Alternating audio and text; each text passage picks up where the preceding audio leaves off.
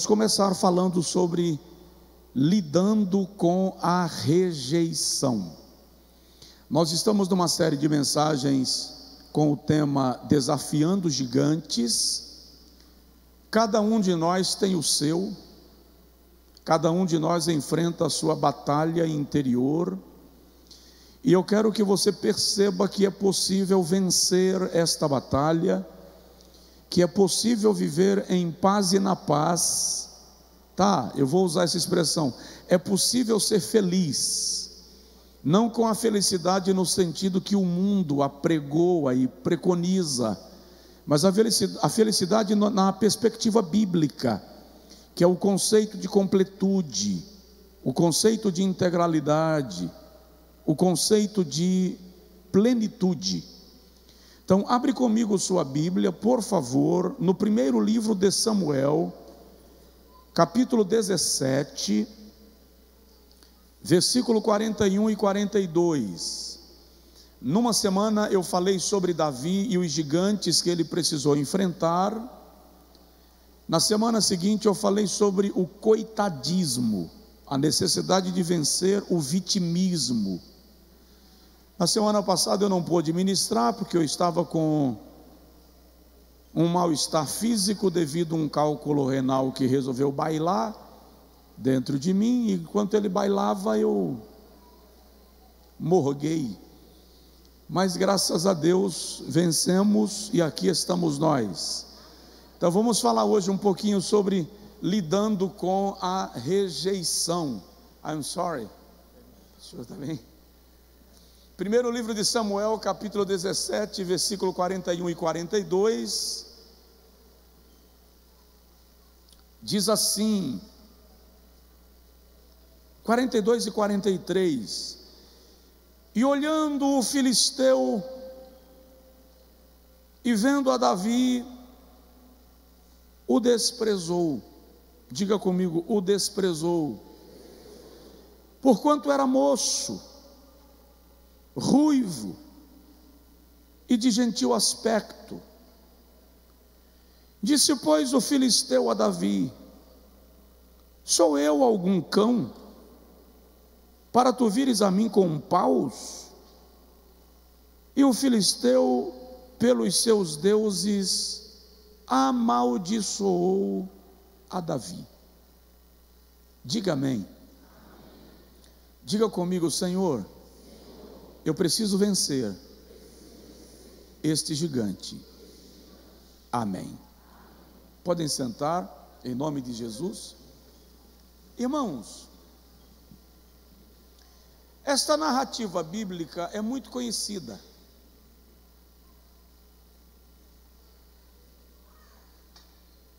Aliás, eu comecei essa série de mensagens pregando sobre esse texto. Davi vai enfrentar o gigante. Antes de enfrentar o gigante, ele dá o testemunho de que já havia enfrentado leão e urso. E mostrei para os irmãos que depois de velho, Davi sofreu ameaça de outros gigantes que eram da família de Golias, da mesma raça, ou da mesma etnia de Golias. E falei com os irmãos que muitas vezes nós vencemos as nossas batalhas públicas, vencemos o diabo, vencemos as tentações da carne, vencemos o mundo. E em muitos desses casos, ficamos lidando com batalhas interiores, que muitas vezes nos massacram. Não é falta de fé, não é porque você não é salvo, não é porque você não ora, é porque em primeira mão, para vencer o gigante, é preciso identificá-lo. Você não vence o inimigo que você não reconhece. E aí eu falei aqui na semana passada, 15 dias atrás, sobre o vitimismo, coitadismo, autopiedade, aquela sensaçãozinha de dó, que muitos crentes confundem com santidade, piedade, devoção, humildade. E na verdade é uma necessidade de ser alcançado por piedade, pena. Hoje nós vamos começar a falar um pouquinho sobre rejeição, e eu quero destacar dos 2 versículos que nós lemos, apenas a palavra desprezo. A Bíblia diz que Golias olhou para Davi, versículo 42, e o desprezou. Quando nós vamos para o dicionário da língua portuguesa, a palavra desprezar é rejeitar, faltar com estima, negar apreço ou consideração. Também é definido como desdém, humilhar, repulsar, esnobar. Quando somos desprezados por alguém, ou quando desprezamos alguém, estamos agindo com este desdém, com esta falta de empatia. O conceito é de expelir, lançar fora, desaprovar, excusar, repito, rejeitar. Possivelmente todos nós já lidamos com a rejeição em algum momento, em algum lugar, em alguma época. O impacto da rejeição está relacionado com o valor e apreço que você dá, que você atribui a quem te rejeita. Algumas pessoas te tratarão com desdém e isso fará pouca diferença para você. Outras, um simples olhar de indiferença te esmaga, te machuca. Eu aprendi que não importa o patamar que você chega, o nível que você chega, você sempre vai ter que lidar com 3 coisas: desdém, perseguição e rejeição. Desdém é quando alguém te despreza. Tu? Você? Perseguição. Muitas vezes somos perseguidos só porque alcançamos os objetivos, só porque nos destacamos na área que atuamos, e não importa qual. E a rejeição, que talvez seja entre esses 3 a que mais causa amargura, tristeza, porque é uma forma de dizer: você não serve, eu não quero, não fica perto. A rejeição trata o outro como sem importância, sem valor qualquer. O sentimento que Golias manifesta por Davi é esse sentimento de rejeição com desdém. Eu vou me prestar a lutar contigo, você não é páreo para mim. Porventura eu sou um cachorro para você vir brigar comigo com pau e pedra? Golias se sobressalta, e nesta exaltação ele despreza a Davi. É interessante observar que a rejeição pode se dar em diversos âmbitos da nossa vida, seja no âmbito social. Você chega num ambiente, numa festa de aniversário, e você não encontra uma mesa para sentar, você não é bem-vindo, você se tornou uma persona non grata. Você pode ser rejeitado por uma questão de ordem moral, você pode ser rejeitado por uma questão religiosa, racial. teológica, financeira, política. Esta semana em Londres, estava havendo uma manifestação pró-Palestina, e um judeu estava transitando, e o policial disse ao judeu: se você não sair daqui, você vai ser preso. E o judeu disse: mas eu estou indo para casa, eu estou vindo do trabalho para casa, mas você não pode passar por aqui, você vai ser preso. Eu analiso isso dentro de uma perspectiva de segurança. Se há uma manifestação pró-Palestina e você, judeu, está atravessando esse trajeto, você está se arriscando. Mas como a mente desse cidadão reagiu? Como a mente dele responde a este cenário, a este ambiente?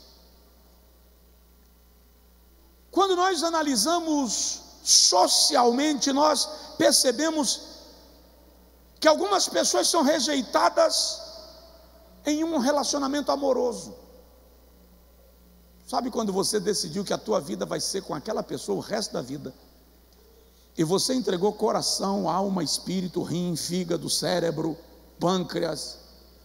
E você acha que o casamento está uma maravilha, uma delícia, o poder caindo, já está tudo perfeito. E de repente você chega em casa e a pessoa vê assim: não quero mais. O mundo desaba. O chão abre. E daí em diante, incrivelmente, você faz todo e qualquer esforço e malabarismo para resolver. E parece que quanto mais você se esforça, mais difícil fica. E aí vem no púlpito algumas pessoas de casamento perfeito, aspas, e começam a execrar quem está enfrentando uma crise pessoal, porque infelizmente o púlpito é o melhor lugar para execrar alguém, melhor entre aspas também, porque é o lugar onde muitas pessoas aproveitam para exibir a sua perfeição. O tudo vai bem comigo, se vai mal contigo é porque tu não é igual a mim, o que é um equívoco. Algumas pessoas são desprezadas, rejeitadas por causa da sua condição social. Há muitos anos atrás, meu irmão faleceu. E um camarada da cidade chegou para o meu pai e disse assim: para que pobre quer filho? Dá para imaginar como essa espada entra rasgando? Como essa espada traspassa, esquarteja, machuca? Outros são rejeitados por causa da sua raça. Estava pregando na Suíça. Eu estava pregando na Suíça. Elide estava comigo. No último dia da conferência, o pastor disse: nós reservamos um hotel lá no Alpe Suíço para você ficar 2 dias com a sua esposa. Aleluia. Ninguém deu glória a Deus aqui. O que está acontecendo com vocês? Eu não estou entendendo. Aí depois alguém vê o pastor no Alpe Suíço e o pastor está nadando em dinheiro. Profetiza. Mas fomos, era um presente. Cheguei lá, fui entrar numa piscina termal. E aí eu fui rejeitado por causa da cor da minha pele. Eu fui perseguido de tal nível na piscina que eu precisei chamar a segurança do hotel. O segurança do hotel então me disse onde eu deveria ficar e disse para o outro cidadão onde ele deveria ficar, mas de lá ele me ameaçava. Acabou a graça e nós fomos para o quarto. Nem jantar eu tive coragem de vir jantar no restaurante, eu pedi no quarto. É extremamente constrangedor, é extremamente desagradável, é extremamente humilhante. E eu disse a ela, se ao menos eu falasse alemão para eu conversar com esse indivíduo e saber qual é o problema. Foi muito ruim. Muitas pessoas são rejeitadas por causa de uma especialidade, uma enfermidade, uma limitação. Esses dias uma mãe entrou em contato conosco via rede social. Eu quero educar essa igreja para nós lidarmos com isto. E a fala dela foi: eu tenho vontade de ir congregar na sua igreja, mas eu tenho um filho com um elevado nível de autismo e eu não sei como as pessoas reagiriam a ele.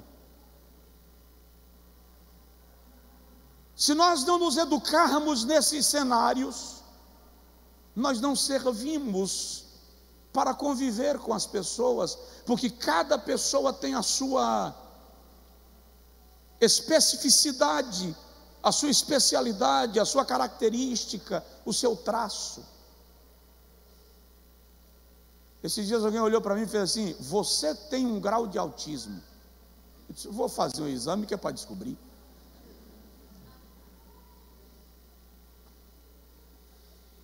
Algumas pessoas são rejeitadas por causa da sua aparência, porque são consideradas feias. Embora nós deveríamos ser inteligentes suficientemente para entendermos que beleza e feieza têm valor relativo. O belo para mim não é necessariamente belo para você. O belo para você não é necessariamente belo para mim. Só quem concorda diz amém. Amém. Outros são rejeitados por causa do bairro onde moram, por causa do seu baixo rendimento escolar, sofrem bullying. Já sofri porque eu não era excelente em física, embora eu fosse excelente em outras disciplinas. Algumas pessoas são rejeitadas por causa da sua religião, por causa da sua origem, por causa da sua cultura. Nós temos casos de pais que rejeitam filhos porque não estavam planejando. Queriam um menino, veio uma menina. Queriam uma menina, veio um menino. E rejeitam. Tem um irmão aqui na igreja que ele falou comigo assim, quando Elide estava grávida de Catarina. Elide disse: o senhor vai ver o que é ser pai de menina. Agora à noite eu falei lá em casa: se essas meninas tivessem nascido na época que eu viajava muito, ia dar ruim. Porque Vitória tem 1 ano e ela sabe quando eu me visto para sair. E aí, irmão, e eu não saio escondido, não é uma prática que eu cultivo, é um Deus nos acuda, mas é gostoso. Quando a Rimandina ficou grávida, ela não gosta quando eu falo disso, mas, mãe, eu estou bem, viu? É uma senhora. Mas quando a minha mãe ficou grávida do menino que viria a ser Josué, a condição econômica lá em casa era muito precária, a gente passava necessidade mesmo. Minha mãe não conhecia a fé genuína, poderosa no Evangelho e o Deus da provisão, e ela decidiu que não ia ter aquela criança, e ela decidiu abortar o menino, não sabia que era um menino ainda. E umas amigas, se eu descubro onde essas amigas moram hoje, deram a minha mãe um chá para abortar a criança, e a minha mãe tomou o chá e o menino não morreu. Aí uma amiga levou minha mãe no médico, e o médico lá em São Paulo aplicou uma injeção abortiva para a criança morrer, e a criança não morreu. 7 de maio de 1974, 2h25 da manhã, eu nasci pesando 4,8 kg. Se a certidão de nascimento estiver correta, eu tinha 56 centímetros de tamanho. Depois eu disse à minha mãe: quanto mais a senhora engolia veneno, mais eu engordava. Mas eu só vim entender algumas dificuldades que eu tinha na vida quando eu identifiquei esse gigante e tratei ele, para que ele não fosse determinante nas minhas ações e reações.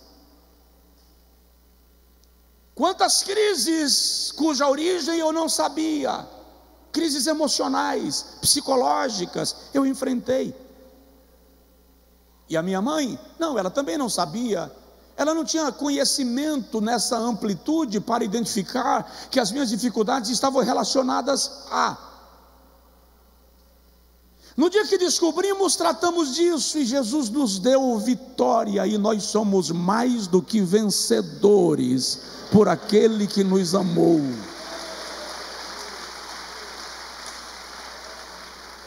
Mas lidar com o sentimento de rejeição é dificílimo, porque nós nascemos com a necessidade de sermos aceitos. Nós precisamos de aceitação. Muitas vezes você quer melhor salário, não é pelo salário, é pela aceitação num determinado grupo ao qual você deseja pertencer. Às vezes você quer trocar de carro, não é pelo carro, é porque você quer ser aceito num determinado nível, grupo ou patamar social. Muitas pessoas vêm à igreja e não permanecem porque não se integraram, não se sentiram participantes, não se sentiram aceitas. Por outro lado, é muito importante a gente perceber que a rejeição oprime, deprime. A rejeição queima, congela, machuca, sangra, deixa o indivíduo sem norte ou sul, sem direção e sem ação, sem eira nem beira. A rejeição desconcerta, desconcentra, descompenetra e até mata. Por isso que nós precisamos lidar contra ela em duas vertentes. A primeira, se eu me sinto rejeitado, eu preciso superar isto, eu preciso vencer isto. E a segunda, eu devo ser instrumento ativo no combate a este gigante. Para isto, eu não posso tratar a ninguém com rejeição. Não importam as nossas diferenças.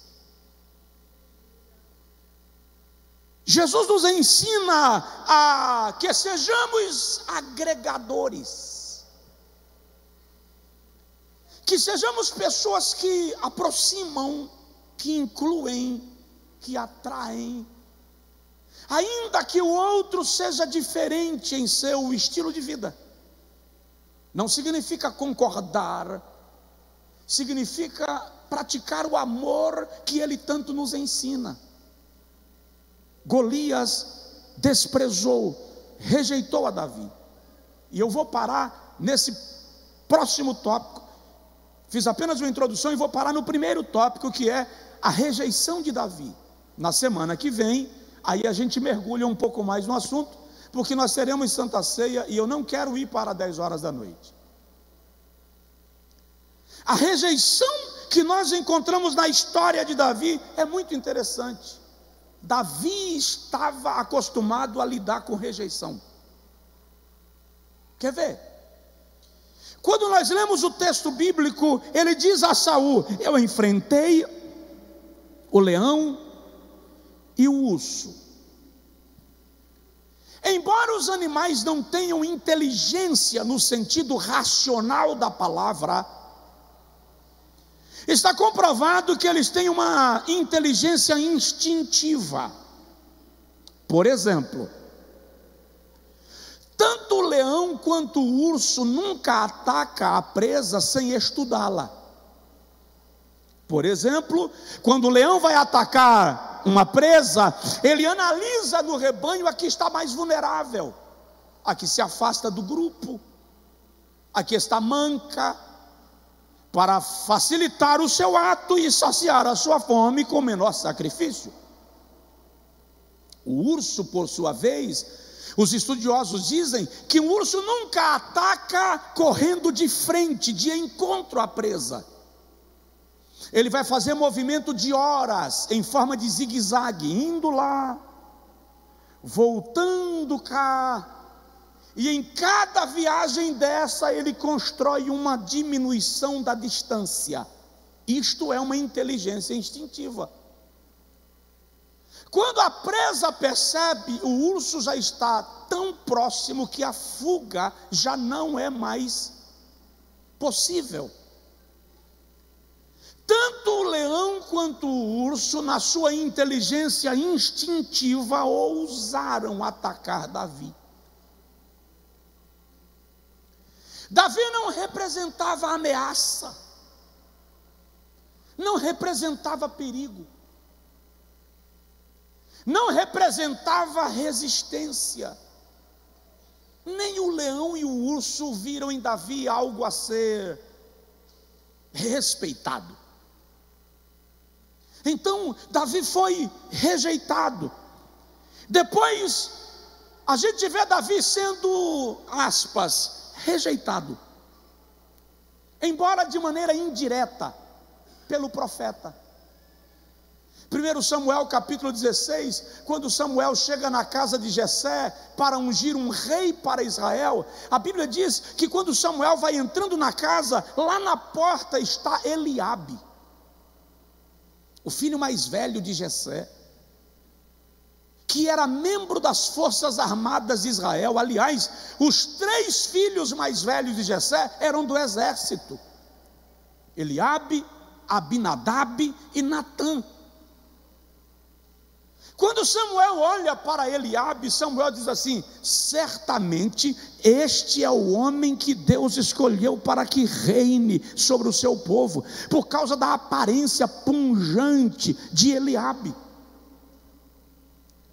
Samuel nem quis ver os outros para tirar uma conclusão, ele já chegou à conclusão: aqui está o cara.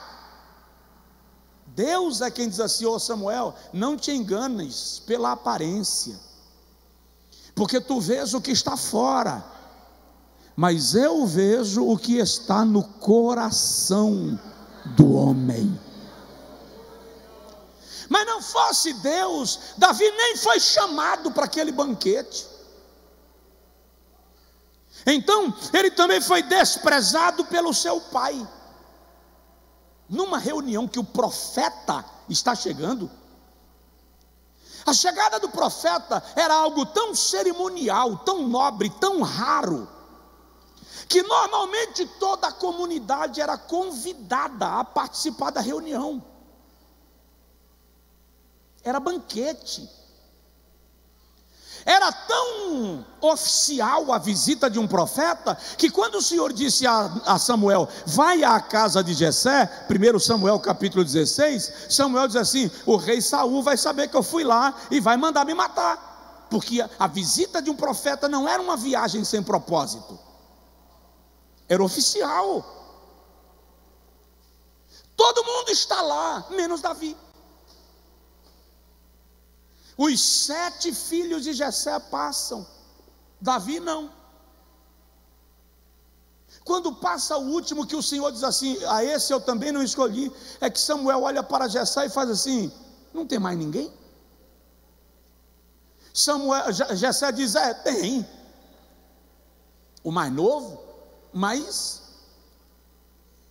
para o que o profeta veio buscar, eu nem chamei, porque eu acho que, entende? desprezo, rejeição. Depois, Davi é rejeitado por seus irmãos. 1 Samuel capítulo 17, quando ele chega lá no arraial de guerra, onde Golias aparece há 40 dias, todas as manhãs e todas as tardes. E Golias diz: se houver em Israel um homem capaz de lutar comigo e vencer, eu e os filisteus seremos vossos escravos. Não tinha um caba macho para se apresentar para a guerra. O rei ficou lá na tenda, quietinho. Davi chega e vê aquilo, e a Bíblia diz que Davi está caminhando entre os homens e ouvindo os comentários. Olha, o cara que vencer esse gigante aí, nunca mais vai pagar imposto. Sua família para sempre estará livre de imposto. É tanto que Jesus, quando vem ser cobrado do imposto, ele reivindica esse direito, porque ele é da casa de Davi. O decreto era perpétuo. A filha do rei vai ser dada como esposa para o camarada que lutar contra esse gigante. Quando os irmãos de Davi veem que Davi está se informando, Eliabe chega e diz assim: o que você está fazendo aqui? Eu bem conheço a sua estultice, a sua loucura, a sua irresponsabilidade. Você deixou aquelas poucas ovelhas para serem comidas pelos animais. Não existe um relato bíblico de Eliabe matando um urso, matando um leão para salvar a ovelha, mas agora ele está preocupado com as ovelhas. Gente que nunca se preocupa com o que importa, mas quando vê que a tua oportunidade chegou, finge preocupação para te tirar do foco. Davi foi rejeitado pelos seus irmãos. Daí a pouco, alguém chega lá para o rei e faz assim: majestade, tem rumores no arraial que apareceu um guerreiro para lutar contra o gigante. Eu imagino Saul: ufa, eu estava aqui de joelhos pedindo isso a Deus. Não tem esses irmãos que nunca oram por tu, mas na hora que Deus te abençoe, diz assim: estava orando por você, varão. Olha, eu passei noites de vigília por sua causa. Nunca, nem falou teu nome na oração. Nunca atrasou o café da manhã das 7 para as 7:30 por sua causa. Eu jejuava para Deus lhe dar essa vitória. Eu sempre acreditei no seu potencial. Você é um de fé. Mas aí nós encontramos agora, trazem Davi para o rei. Quando abre a tenda que o homem entra, Davi tinha aí aproximadamente 15, 16 anos. Só para você ter uma ideia, o historiador sugere que a roupa do rei pesava 60 quilos. E Davi não aguentou arrastar a roupa do rei.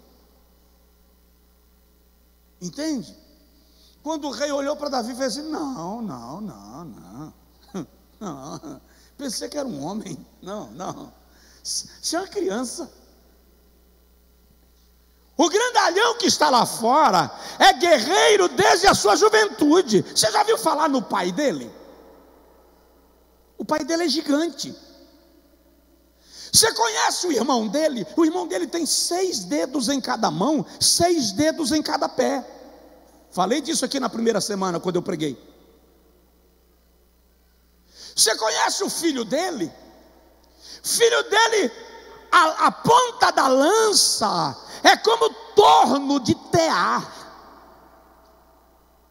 Não, você não. Davi diz assim: ô rei,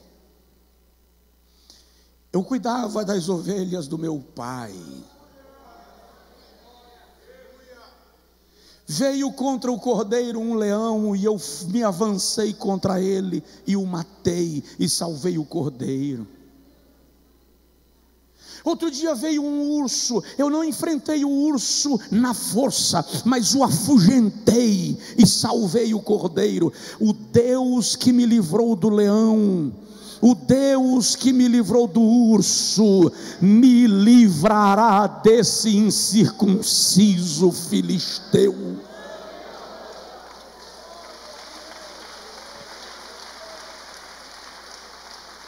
Mas ele está enfrentando a rejeição. E o rei diz assim: tá bom. E eu paro. Tá bom. Se você está dizendo, vamos fazer um negócio. Toma, vai com a minha roupa. Por que vai com a minha roupa? Olha a vaidade e a artimanha de Saul. Olha a cara de pau. Eu ia usar outra expressão, mas eu vou comedir. Olha a cara de pau de Saul. O que Saul está dizendo? Se ele perder a guerra, é porque ele é apenas uma criança. Se ele vencer, vão dizer que é porque ele estava com a roupa do rei.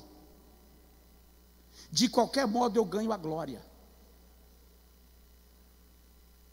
Davi coloca aquela coisa e vai descendo, meio arrastando assim a roupa do rei, porque as roupas eram armaduras.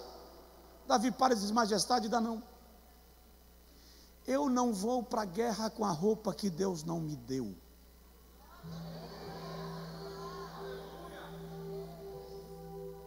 Se a tua roupa garantisse proteção, tu estarias lá. Golias não estaria 40 dias chacoteando do exército de Deus. Deixa que eu vou sozinho, com a minha roupa de pastor de ovelha. Pegou seu alforje, a roupa de pastor, desceu para o vale. Na hora de passar perto do ribeiro, Davi para. Eu imagino Davi cantando assim, ó: para os montes olharei, de onde vem a salvação. Meu socorro vem de Deus, do Senhor da criação. O Senhor é quem me guarda, guardará de todo mal. 5 pedrinhas. Golias, do outro lado do vale, está olhando e vê que lá vem um homem, lá vem um vulto. O exército para. Só que o homem, quanto mais perto fica, menor se torna. Porque de longe todo mundo é pequeno. Mas Davi, quanto mais chegava, menor parecia ser. Quando Davi chega, que Golias olha, outra vez o desprezo, a rejeição. Quem é você? Eu sou cachorro para você vir com pau e pedra? Porventura, hoje mesmo, eu vou dar a tua carne para os abutres e para as hienas. Davi olha e faz assim: ô grandão, ô grandalhão, você vem a mim com espada, lança e escudo, mas eu venho contra você em nome do Senhor dos exércitos. A Ele você tem afrontado. E eu te digo, diga-te, não tu, mas eu darei o teu corpo às aves do céu. Ele enfrentou a rejeição de Golias com a confiança no Deus que havia estabelecido um propósito na sua vida. E com uma pedra, Davi levou o gigante ao chão. Ele não deixou a rejeição lhe suplantar. Note que você não é o único a enfrentá-la. Na próxima semana a gente continua com esse assunto. Eu vou falar um pouco sobre a dor da rejeição. Jesus também foi rejeitado. Moisés, Paulo, José, Abraão. Mas se nós tivermos a postura que eles tiveram, esse gigante vai cair. Esta dor vai ser vencida em nome de Jesus. Você não terá noites amargas por causa do sentimento de rechaçamento, de desdém, de vergonha. Você não precisa viver em estado de autocomiseração, tentando mudar tudo em você para agradar os outros.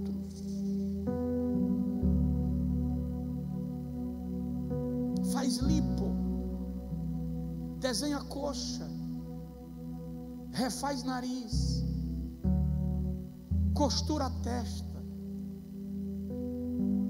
desenha os dentes, arranca tudo e coloca porcelana,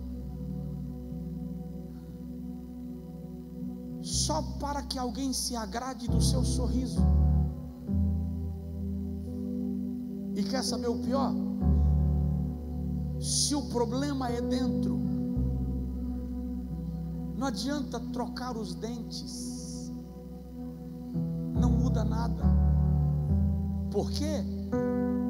Porque a dor não é geográfica. Se fosse geográfica estaria fácil, porque eu fui rejeitado aqui, então quer saber?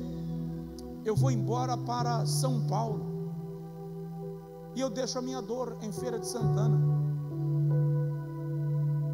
Eu vou embora para os Estados Unidos e deixo a minha dor aqui. Mas aí é que está o detalhe. Como a dor não é geográfica, você não consegue ir e deixá-la. Ela vai com você.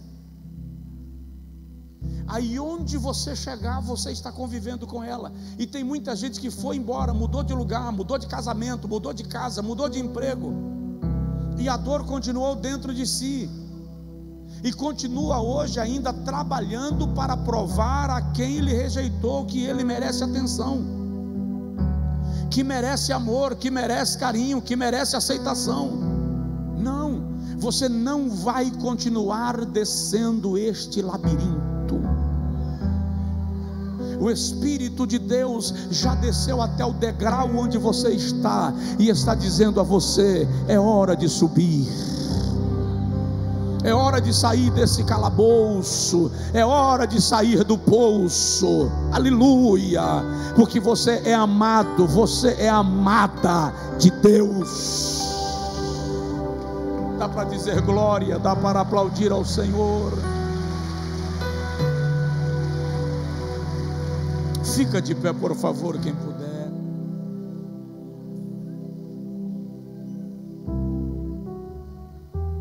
Enfrente esse gigante. Se veja. E quando você se vê, veja Deus em você. Porque no dia que Ele criou você, Ele disse: façamos a nossa imagem e conforme a nossa semelhança.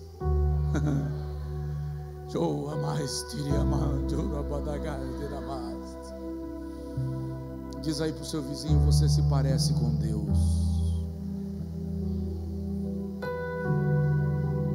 E não importa o quão diferentes sejamos uns dos outros, Ele nos fez a sua imagem e conforme a sua semelhança. Deixa eu te dizer uma coisa e a gente vai orar. Chego no sítio, os irmãos estão jogando bola.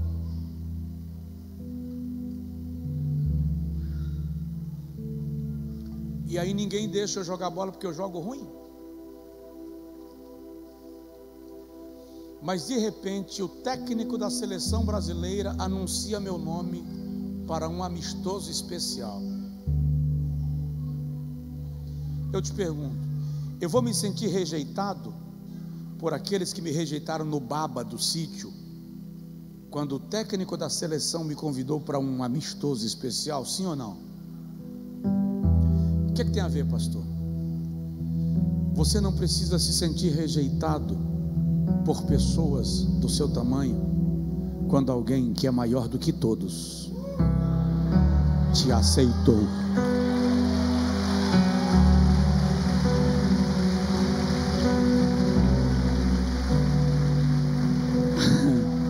Quando alguém que é maior do que todos te convidou para participar do seu time, da sua equipe. Se você quiser receber oração de modo direto e quiser sair do seu lugar, vem à frente. Se você está lidando com esse trem, a rejeição, vem cá, eu vou orar com você. Você fica constrangido, não, pelo amor de Deus. Todo mundo enfrenta esse gigante. A diferença é a intensidade, por quanto tempo, quem foi a pessoa que aplicou essa rejeição em nós, mas todo mundo enfrenta.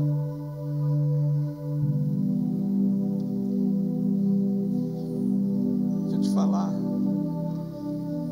eu fui convidado para pregar num congresso há muitos anos atrás, eu era bem novinho, eu estava sentado no púlpito, eu era o pregador da noite, estava anunciado no cartaz. No meio do culto chegou um pregador famoso, entrou e sentou. Como o pregador famoso chegou, naturalmente o pastor colocou ele para pregar naquela noite. Não tem problema, bastava dizer assim: meu filho, chegou aí o pastor fulano, deixa eu colocar ele para ministrar. Você é daqui da Bahia, ele é de outro estado, em outra oportunidade você vem. Custaria. Até hoje não me explicaram nada. Eu fiquei tão mal. Outra vez eu estava no púlpito de uma convenção para pregar. Eu só tinha um paletó. Não era terno, era só o paletó. Quando eu viajava, normalmente eu ia com o terno do meu pai. A manga cobria a mão. Eu ia pregar 4, 5 vezes, tinha que levar os ternos de meu pai. Nesse evento eu estava com esse paletó, e o paletó estava, antigamente as mulheres chamavam de puído, é assim mesmo que fala?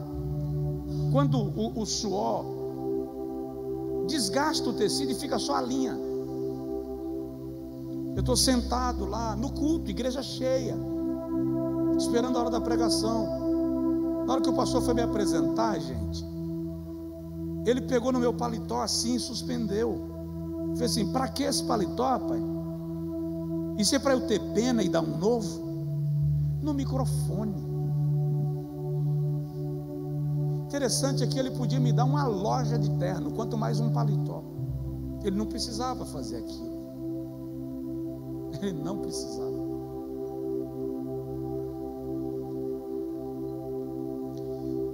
Entretanto, Deus, que é bom, olhou para mim e disse: aguenta firme, magrelo, segura, eu te encontro na curva. E na curva Deus me encontrou e me deu terno novo, sapato novo. Fica velho também, não tem jeito. Mas o fato é que você vai enfrentar rejeição. Às vezes é um amigo que olha para você e te despreza. A pessoa que você ama olha para você e te despreza. E daí? O maior te aceitou. A rejeição do menor não tem peso. Deus quis você. Deus quis você. E não é porque Ele precisa de você, é porque Ele te ama. Ele olhou para você e disse: quero você, você é meu, você é minha, eu te comprei, eu paguei, antes de você nascer, eu paguei por você. Deus, como explicar o teu amor? Como explicar as tuas razões para nos querer? Nem todos que se sentem rejeitados vieram à frente, Senhor, eu sei disso, pelas mais diversas razões. Alguns estão aqui diante do teu altar, enfrentaram o gigante já no campo de batalha, já no vale de Elá, e eu te peço que esse gigante caia hoje, que o bálsamo do Senhor seja derramado na alma desta moça, na alma desta mulher, na alma deste rapaz, na alma deste homem, e venha trazendo cicatrização e cura das suas feridas. Que toda dor da rejeição, Senhor, não importa da parte de quem, em que circunstância, em que nível, mas que essa dor seja sarada nesta noite. Que o Espírito Santo abrace a alma deste homem, abrace a alma desta mulher, faz com que ele se sinta, Senhor, e perceba o quanto é amado, o quanto é querido, querida.